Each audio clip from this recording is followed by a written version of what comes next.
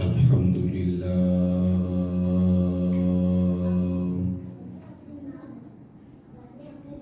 الحمد لله على نعمائه الشاملة وآلائه الكاملة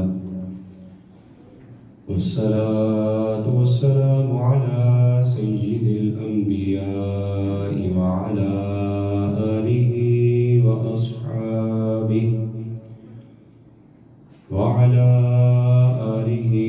وأصحابه على الصدق والصفاء. أما بعد فقد قال الله تبارك وتعالى في كلامه المجيد والفرقان الحميد: ألا إن أولياء الله لا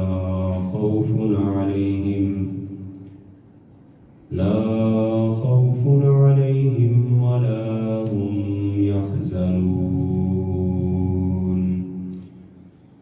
صدق الله مولانا العلي العظيم وبلغنا رسوله النبي الكريم الأمين، ونحن على ذلك لمن الشاهدين والشاكرين، والحمد لله رب العالمين.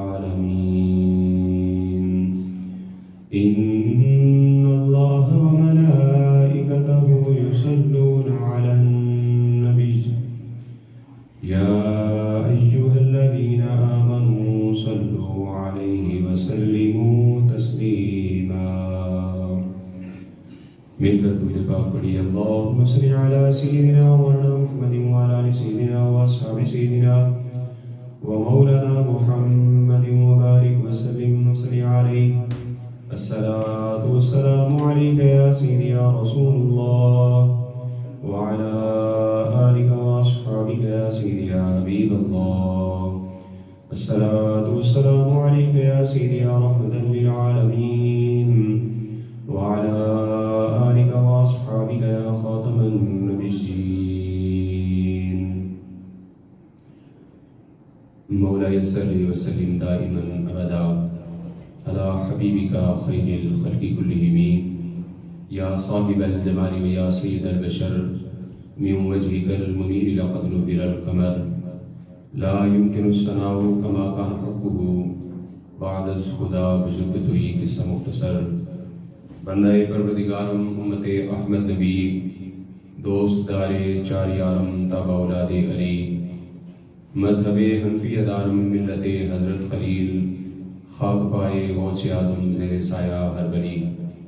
بعد از حمد و ثنا و درود السلام نبی مکرم شفیع معظم احمد مجتبیٰ جناب محمد مصطفیٰ صلی اللہ علیہ وسلم. محترم محتشم سامعین ذی وقار، اللہ تبارک و تعالیٰ کا بے پناہ شکر ہے. خالق کائنات نے آج کے مبارک جمعۃ المبارک کے دن ہمیں مسجد کے اندر اپنے گھر کے اندر بیٹھنے کا شرف عطا فرمایا. قرآن مجید فرقان حمید سے جو آئے مقدسہ مطہرہ منورہ تلاوت کرنے کا شرف حاصل ہوا ہے. اللہ تبارک و تعالیٰ کی بارگاہ میں دعا گو ہوں خالق کائنات اس آیت کے ضمن میں مجھے حق بیان کرنے کی توفیق عطا فرمائے، اور ہم سب کو حق کو سن کر سمجھ کر اس پر عمل پیرا ہونے کی توفیق عطا فرمائے. حضرات وقار، ماہ سفر المظفر رمضان ہے، اور اس ماہ کی 25 تاریخ کو اعلیٰ حضرت عظیم المرتبت امام عشق و محبت الشاہ امام احمد رضا خان فاضل بریلوی رحمۃ اللہ تعالی علیہ آپ کا عرس مبارک ہے. اسی مناسبت سے اس ماہ کو ماہ رضا بھی کہا جاتا ہے، اور 25 سفر المظفر کو یوم رضا بھی کہا جاتا ہے. اعلیٰ حضرت فاضل بریلوی رحمۃ اللہ تعالی علیہ کی تعلیمات کے حوالہ سے کچھ معروضات آپ کے سامنے عرض کرنی ہے. اعلیٰ حضرت فاضل بریلوی رحمۃ اللہ تعالی علیہ ایک کثیر الجہد شخصیت ہیں جن کی شخصیت کے بے شمار پہلو ہیں۔ اعلیٰ حضرت فاضل بیڑی رحمۃ اللہ تعالیٰ علیہ عالم دین بھی ہیں، مفتی بھی ہیں، مقرر بھی ہیں۔ اعلیٰ حضرت فاضل بیڑی رحمۃ اللہ تعالیٰ علیہ نکتہ داں بھی ہیں، سیاست دان بھی ہیں، ریاضی دان بھی ہیں۔ اعلیٰ حضرت فاضل بیڑی رحمۃ اللہ تعالیٰ علیہ کو جدید تحقیق کے مطابق 78 سے زیادہ علوم پر دسترس بھی حاصل ہے۔ جتنے بھی ہمارے بڑے بڑے مبلغ ہیں وہ اعلیٰ حضرت فاضل بیڑی رحمۃ اللہ تعالیٰ علیہ کے علم کے معترف ہیں، لیکن اس کے باوجود اعلیٰ حضرت عظیم المرتبت امام عشق و محبت الشاہ امام احمد رضا فاضل بیڑی رحمۃ اللہ تعالیٰ علیہ کو عالم ہونے پر ناز نہیں ہے، مفتی ہونے پہ ناز نہیں ہے، اعلیٰ حضرت کو مصنف ہونے پہ ناز نہیں ہے، اعلیٰ حضرت کو مقرر ہونے پہ ناز نہیں ہے، اعلیٰ حضرت کو سائنسدان ہونے پہ ناز نہیں ہے، اعلیٰ حضرت کو ریاضی دان ہونے پہ ناز نہیں ہے۔ فاضل بیڑی رحمۃ اللہ تعالیٰ علیہ کو ان تمام علوم کا ماہر ہونے کے باوجود اگر میرے اعلیٰ حضرت کو ناز ہے تو عشق مصطفیٰ پہ ناز ہے، عشق مصطفیٰ پہ ناز ہے۔ تو اعلیٰ حضرت فاضل بیڑی رحمۃ اللہ تعالیٰ علیہ 10 شوال المکرم کو آپ پیدا ہوتے ہیں اور 25 صفر المظفر 1340 ہجری بمطابق 28 اکتوبر 1921 کو جمعہ کے دن عین اذان جمعہ کے وقت جب مؤذن حی علی الفلاح کی صدا بلند کر رہا تھا، اس وقت اعلیٰ حضرت فاضل بیڑی رحمۃ اللہ تعالیٰ علیہ کی روح پرواز کر گئی۔ لیکن اعلیٰ حضرت فاضل بیڑی رحمۃ اللہ تعالیٰ علیہ کا فیض آج تک جاری ہے اور انشاءاللہ حشر تک جاری رہے گا۔ فیض مرشد آپ کا حشر تک جاری رہے گا، فیض مرشد آپ کا، کیونکہ فیض کا دریا بہایا اے امام احمد رضا۔ اعلیٰ حضرت فاضل بیڑی رحمۃ اللہ تعالیٰ علیہ کی شخصیت کثیر الجہد شخصیت ہے، لیکن آج میں جس پہلو پر کلام کرنے کی سعادت حاصل کرنے لگا ہوں وہ فاضل بیڑی رحمۃ اللہ تعالیٰ علیہ امام احمد رضا اور کلام رضا ہے۔ عموماً لوگ تو یہ سمجھتے ہیں کہ اعلیٰ حضرت فاضل بیڑی صرف ایک شاعر ہیں جنہوں نے نعت لکھی ہے سب سے اولا و اعلیٰ ہمارا نبی، جنہوں نے نعت لکھی ہے چمک تجھ سے باتیں ہیں سب پانے والے، جنہوں نے بہت ہی پیارا سلام لکھا ہے مصطفیٰ جان رحمت پہ لاکھوں سلام، اور اس سلام کی برکتوں اور اس کی شہرتوں کے چرچے کہاں تک پہنچے ہیں۔ ایک عالم دین جو دنیا کی سیر کے لیے نکلتا ہے اور دنیا کے مختلف علاقوں مختلف زبانوں کے لوگوں کے سامنے ان سے ملتا ہے، ان کے سامنے بیٹھتا ہے، ان کے ساتھ بیٹھ کر نماز بھی پڑھتا ہے، وہ ملک کہتا ہے میں ایک ایسے ملک کے اندر گیا جس ملک والوں کی زبان میں نہیں جانتا تھا اور میری زبان وہ نہیں جانتے تھے، میں پریشان تھا کہ ان کے ساتھ کلام کیسے کروں۔ میں نے وہاں پر نماز پڑھی، نماز کے بعد میں نے دیکھا وہ بھی کھڑے ہو گئے، جس طرح پاکستان کے اندر ہم کھڑے ہوتے ہیں وہ بھی کھڑے ہو گئے۔ میں بظاہر ان کی زبان نہیں جانتا تھا، میں ان کے کھڑے ہونے کے بعد حیران ہو گیا کہ وہ سب مل کر اسی طرح درود و سلام پڑھنا شروع ہو گئے جس طرح ہم پاکستان میں مصطفیٰ جان رحمت پہ لاکھوں سلام پڑھتے ہیں، جس طرح ہم جن الفاظ کے ساتھ ہم سلام پڑھتے ہیں وہی الفاظ وہ بھی پڑھ رہے ہیں۔ تو فاضل بیڑی رحمۃ اللہ تعالیٰ علیہ کے اس کلام کو رب کائنات نے کتنی شہرت عطا فرمائی۔ بڑے بڑے شعراء گزرے ہیں، آج بھی لوگ شاعری کرتے ہیں، نعت خوانی کرتے ہیں، لکھتے ہیں خوبصورت اشعار، لیکن بے شمار ایسے بھی ہیں جو نعت لکھتے ہیں شعراء تو ان کی شاعری کے الفاظ قرآن و حدیث سے ٹکرا رہے ہوتے ہیں، لیکن اعلیٰ حضرت فاضل بیڑی رحمۃ اللہ تعالیٰ علیہ کے کلام کا ایک ایک شعر قرآن و حدیث کی ترجمانی کرتا ہے۔ مثال کے طور پر سورہ دحا کے اندر رب کائنات نے ارشاد فرمایا اے محبوب وَأَمَّا السَّائِلَ فَلَا تَنْهَرْ، اے محبوب کسی منگتے کو کسی سائل کو جھڑکنا نہیں۔ جو لفظ فلا تنہر ہے نا، یہ اعلیٰ حضرت فاضل بیڑی رحمۃ اللہ تعالیٰ علیہ نے کتنے خوبصورت انداز کے اندر شاعری میں بیان کیا۔ آپ فرماتے ہیں مومن ہو مومنوں پہ رؤوف و رحیم ہو، مومن ہو مومنوں پہ رؤوف و رحیم ہو، اور سائل ہو سائلوں کو خوشی لا نہر کی ہے۔ سائلوں کو خوشی ہے کہ حضور کی بارگاہ میں ہم جائیں گے تو حضور ہمیں جھڑکیں گے نہیں، حضور واپس نہیں بھیجیں گے۔ تو فاضل بیڑی رحمۃ اللہ تعالیٰ نے انہی کلمات کو شاعری کے اندر بیان کر گئے. اور پھر دوسری آیت مبارکہ وَلَوْ أَنَّهُمْ إِذْ ظَلَمُوا أَنفُسَهُمْ جَاءُوكَ فَاسْتَغْفَرُوا اللَّهَ وَاسْتَغْفَرَ لَهُمُ الرَّسُولُ لَوَجَدُوا اللَّهَ تَوَّابًا رَحِيمًا. رب کائنات نے فرمایا اے محبوب تیری بارگاہ کے اندر جب تیرا کوئی بھی امتی، کوئی بھی مومن کلمہ پڑھنے والا جب کوئی گناہ کر بیٹھے، کوئی غلطی اس سے سرزد ہو جائے، تو اے میرے محبوب وہ کیا کرے؟ وہ جاؤ کا وہ تیری بارگاہ کے اندر آئے، پھر اللہ کی بارگاہ میں مغفرت مانگے، اللہ تبارک و تعالیٰ کو بخشنے والا مہربان پائے گا. یہ جو لفظ ہے نا جاؤ کا، کہ حضور کی بارگاہ میں جائے، جاؤ کا تیری بارگاہ کے اندر آئے. تو اعلیٰ حضرت فاضل بریلوی نے اس کو شعر کے اندر کس طرح استعمال کیا کہ مجرم ہے نا جو گناہ گار ہے، وہ مجرم بن کے حضور کی بارگاہ میں حاضر ہو گیا. فاضل بریلوی رحمۃ اللہ تعالیٰ علیہ فرماتے ہیں مجرم بلائے آتے ہیں جاؤ کا ہے گواہ. مجرم بلائے آتے ہیں جاؤ کا ہے گواہ. پھر رد ہو کیا بھی یہ شان کریموں کے در کی ہے، پھر رد ہو کب یہ شان کریموں کے در کی ہے کہ جب رب نے فرما دیا جاؤ کا، تو اب کوئی بھی حضور کا امتی گناہ کر بیٹھے حضور کی بارگاہ میں چلا جائے تو یہ ممکن ہی نہیں ہے کہ رب کائنات اس کی توبہ کو قبول نہ کرے. جاؤ کا یہ گواہی دے رہا ہے کہ جو حضور کی بارگاہ میں جا کر توبہ کرے گا حضور اس کی شفاعت بھی کریں گے، اللہ اسے معافی بھی عطا فرما دے گا. قیامت تک آنے والی امت مسلمہ کے لیے یہ اعلان فرما دیا. کوئی بھی منظر سامنے آ جائے اس منظر کو شاعر اپنے ذہن میں سماتا ہے، پھر اس کے مطابق شعر لکھتا ہے. اگر کوئی سائنسدان ہے وہ کوئی بھی منظر دیکھے گا تو اس کے ذہن کے اندر سائنسی نقطہ آئے گا. اگر کوئی ریاضی دان ہے وہ کوئی بھی منظر دیکھے گا اس کے ذہن کے اندر ریاضی کا نقطہ آئے گا. اگر کوئی کیمسٹری دان ہے تو اس کے ذہن کے اندر وہی نقطہ آئے گا. لیکن اعلیٰ حضرت فاضل بریلوی رحمۃ اللہ تعالیٰ علیہ سائنسدان بھی ہیں، ریاضی دان بھی ہیں، سارا کچھ ہونے کے باوجود اعلیٰ حضرت عالم دین ہیں، عاشق رسول ہیں. فاضل بریلوی رحمۃ اللہ تعالیٰ علیہ رب کائنات کی قدرت کے کسی بھی منظر کو اعلیٰ حضرت جب دیکھتے ہیں تو اعلیٰ حضرت فاضل بریلوی کو عشق مصطفیٰ یاد آ جاتا ہے، حضور کی محبت یاد آتی، ہر منظر کو کھینچ کر حضور کی طرف لے جاتے ہیں. دیکھیں چاند کتنا حسین ہے.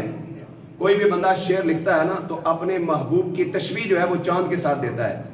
کہتا ہے جی چاند بڑا حسین ہے، میرا محبوب چاند کی طرح ہے. کوئی کہتا ہے میں تجھے چاند میں دیکھتا ہوں، کوئی کیا کہتا ہے، کوئی کیا کہتا ہے. اعلیٰ حضرت فاضل بریلوی رحمۃ اللہ تعالیٰ نے آپ نے چاند کا منظر جب دیکھا، 14ویں رات کا چاند چمکتے ہوئے جب دیکھا تو فاضل بریلوی رحمۃ اللہ تعالیٰ نے جھوم اٹھے اور چاند کی منظر کشی اعلیٰ حضرت نے کلام کے اندر کس طرح کی. آپ فرماتے ہیں چاند جھک جاتا جدھر انگلی اٹھاتے مہد میں، چاند جھک جاتا جدھر انگلی اٹھاتے مہد میں، چاند جھک جاتا جدھر انگلی اٹھاتے مہد میں. کیا ہی چلتا تھا اشاروں پر کھلونا نور کا، کیا ہی چلتا تھا اشاروں پر کھلونا نور کا. اور فاضل بریلوی رحمۃ اللہ تعالیٰ علیہ نے یہ جو شعر لکھا ہے چاند کو حضور کا کھلونا قرار دیا ہے. اعلیٰ حضرت نے صرف عشق میں ڈوب کر نہیں کہا بلکہ حدیث مصطفیٰ کی روشنی کے اندر لکھا ہے. حضرت عباس رضی اللہ تعالیٰ عنہ حضور کی بارگاہ میں حاضر ہو کر عرض کرتے ہیں یا رسول اللہ آپ کے بچپن کے واقعات نے مجھے اسلام لانے پر آمادہ کیا. حضور نے پوچھا کیا منظر تم نے دیکھا تھا؟ عرض کی یا رسول اللہ میں نے دیکھا کہ آپ پنگوڑے کے اندر جب کھیل رہے ہوتے تھے تو آپ کی انگلی اٹھتی تھی، جس طرف آپ کی انگلی اشارہ کرتی تھی چاند بھی ادھر جھک جایا کرتا تھا. اعلیٰ حضرت فاضل بریلوی رحمۃ اللہ تعالیٰ نے کوئی بھی شعر لکھا ہے تو قرآن و حدیث کی روشنی کے اندر لکھا ہے. اور چاند سے تو تشبیہ حضور کی تو دی نہیں نہ جا سکتی. چاند سے تشبیہ دینا یہ بھی کیا کمال ہے. ارے چاند کے چہرے پہ تو داغ ہے اور مصطفیٰ کا چہرہ صاف ہے.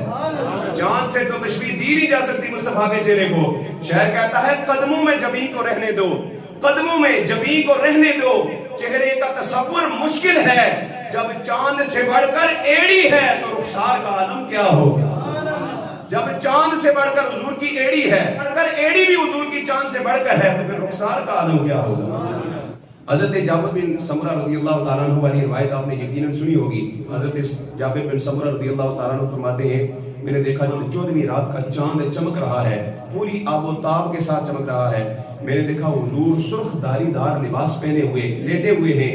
حضرت جابر بن سمرہ رضی اللہ تعالیٰ عنہ فرماتے ہیں میں نے دیکھا حضور صلی اللہ علیہ وسلم کو ادھر آسمان پر 14ویں کا چاند چمک رہا ہے، ادھر آمینہ کا لال چمک رہا ہے۔ فرمایا میں کبھی اس چاند کو دیکھتا ہوں، کبھی اس چاند کو دیکھتا ہوں، سوچ میں پڑ گیا آخر کون سا چاند حسین ہے، آسمان کا چاند حسین ہے یا زمین کا چاند حسین ہے؟ آخر اس نتیجے پر پہنچا کہ آسمان کے چہرے کے اندر تو داغ ہے، مصطفیٰ کا چہرہ روشن علی روشن بنا دیا۔ مصطفیٰ کا چہرہ نور علی نور ہے، وہ تو صاف ہے۔ تو رب کائنات نے مصطفیٰ کے چہرے کو جو چمک جو روشنی عطا فرمائی ہے، فاضل بریلوی رحمۃ اللہ تعالیٰ نے چاند کو بھی حضور کے اشاروں کا کھلونا قرار دیتے ہیں کہ چاند جھک جاتا جدھر انگلی اٹھاتے مہد میں، مہد کہتے ہیں پنگوڑے کو، چاند جھک جاتا جدھر انگلی اٹھاتے مہد میں، کیا ہی چلتا تھا اشاروں پر کھلونا نور کا۔ اور مفسر شہید مفتی احمد یار نعیمی رحمۃ اللہ تعالیٰ نے اس حدیث مبارکہ کے تحت آپ فرماتے ہیں صحابہ اکرام کی نگاہیں جو تھیں وہ حقیقت شناس تھیں۔ صحابہ ایسے نہیں کہ عشق کے اندر ڈوب کر کوئی بات کہہ دیتے تھے کہ حضور کا چہرہ چاند سے زیادہ حسین ہے، بلکہ صحابہ سامنے دیکھتے تھے حضور کے چہرے کو اور حقیقت بیان کرتے تھے۔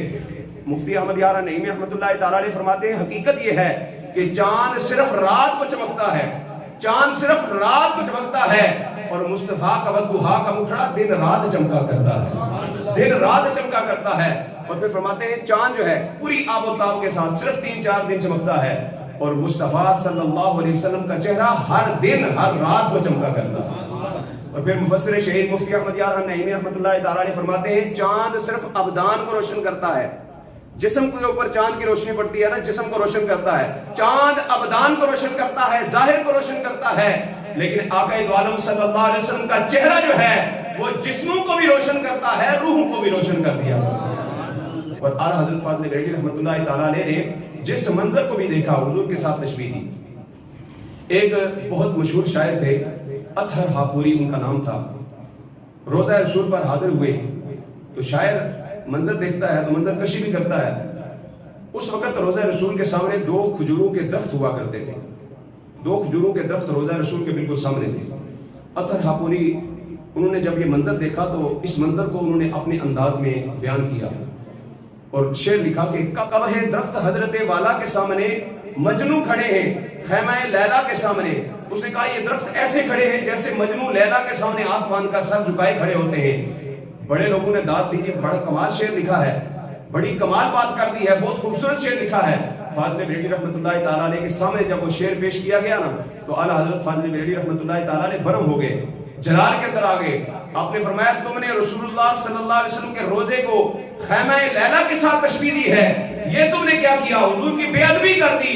عرض کی حضور پھر آپ بتائیے یہاں پر حضور کے روزے اور اس درختوں کا جو منظر ہے حضور کے شایان شان کن الفاظ کے اندر بیان کیا جائے؟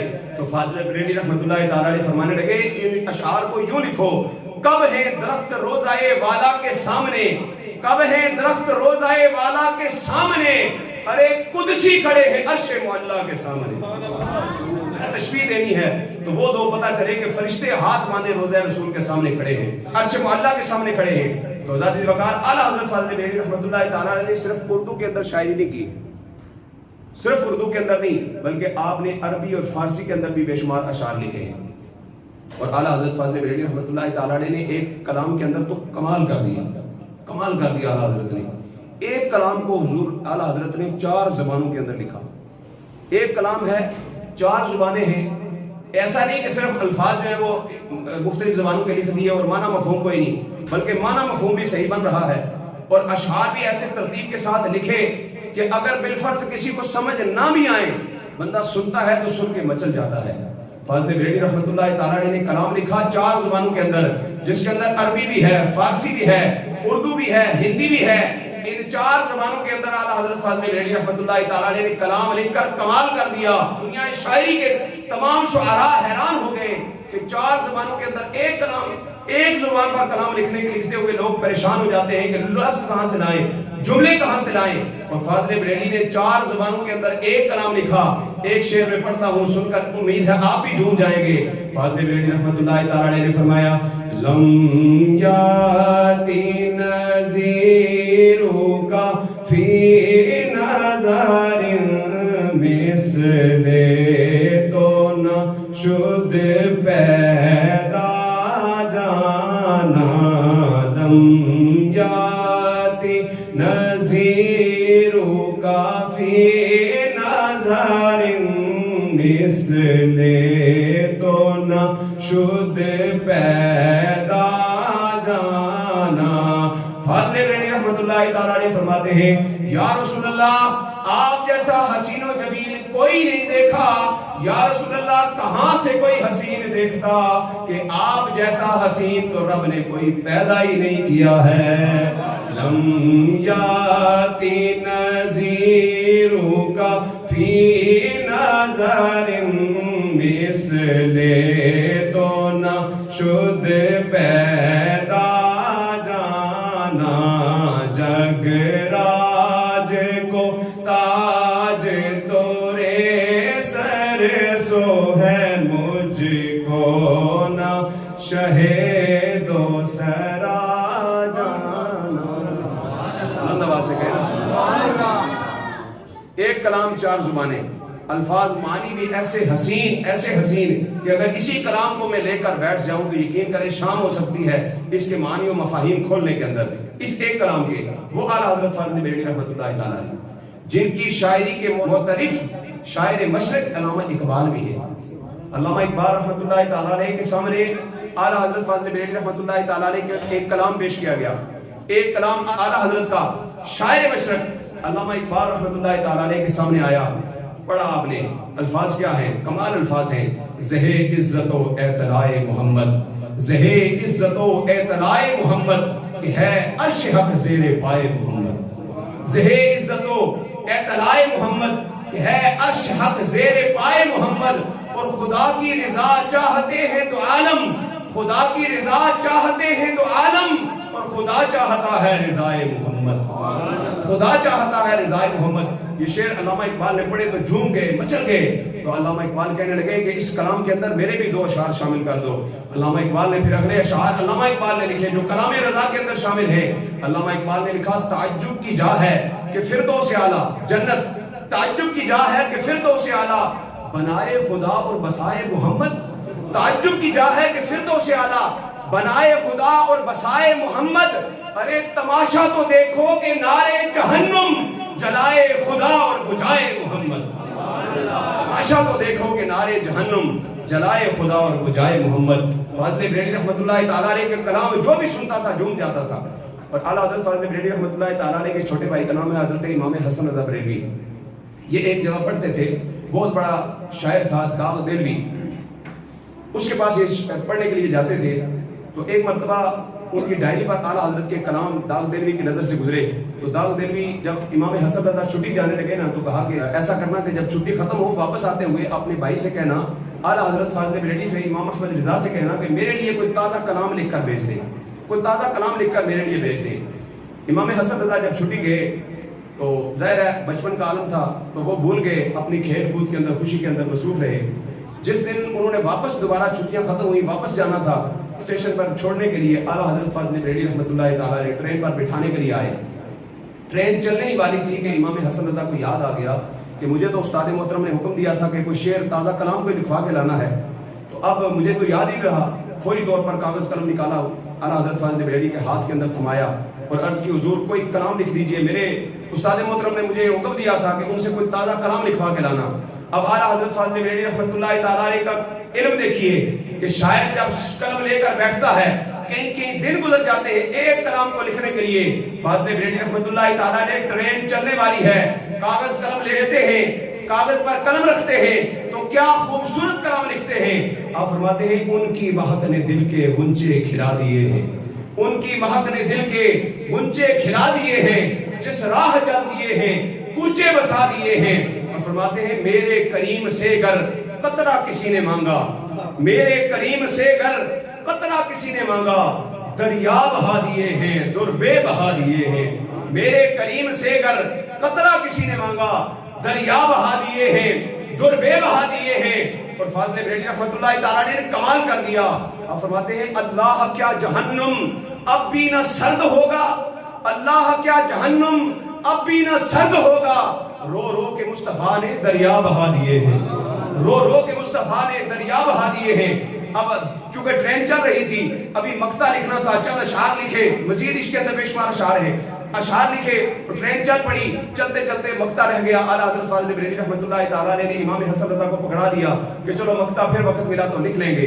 جب داغ دہلوی کے سامنے یہ شعر گئے نا تو داغ دہلوی اس کو پڑھتا ہے تو جھوم جاتا ہے، کبھی کھڑا ہو کے مچلتا ہے، کبھی دائیں جاتا ہے، کبھی بائیں جاتا ہے، آنکھوں سے آنسو جاری ہے، اس شعر کو بار بار پڑھتا ہے۔ اللہ کیا جہنم اب بھی نہ سرد ہوگا، اللہ کیا جہنم اب بھی نہ سرد ہوگا، رو رو کے مصطفیٰ نے دریا بہا دیے ہیں۔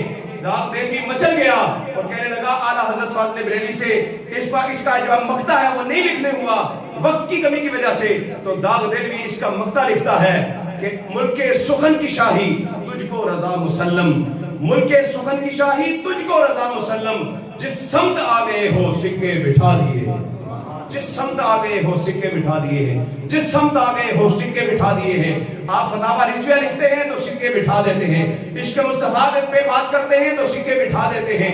حرمین شریفین کے اندر حضور کے علم غیب پر بات ہوتی ہے تو الدورۃ المکیہ چند گھنٹوں کے اندر ہزاروں صفحات پر مشتمل کتاب لکھ کر اعلیٰ حضرت فاضل بریلوی رحمۃ اللہ تعالیٰ علیہ نے سکے بٹھا دیے ہیں۔ وہ فاضل بریلوی رحمۃ اللہ تعالیٰ علیہ، آج لوگ کہتے ہیں کسی کو برا نہ کہو، جناب یہ مولوی مخالفت والی تقریریں کرتے ہیں، جناب جو ہے وہ فرقہ بازی کے اندر پڑ جاتے ہیں، کسی کے خلاف بات نہ کرو۔ فاضل بریلوی رحمۃ اللہ تعالیٰ سے پوچھا گیا حضور آپ بتائیے کیا کسی کی مخالف بات کرنی چاہیے یا نہیں؟ حضور صلی اللہ علیہ وسلم کے حوالے سے جو بے ادبی والے کلمات ادا کرتے ہیں لوگ، ان کے بارے میں آپ کیا کہتے ہیں؟